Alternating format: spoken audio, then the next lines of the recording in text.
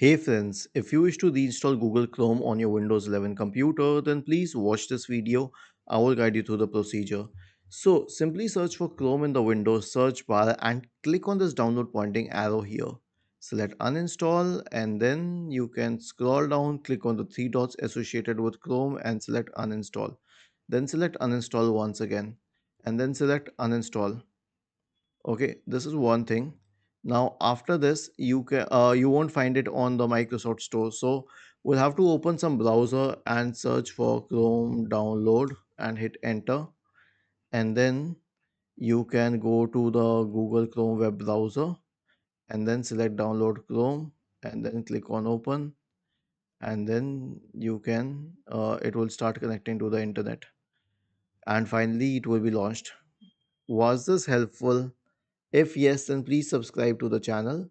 If not, then let us know in the comment section of the video on how we could help you further. Thank you for watching this video and have a nice day.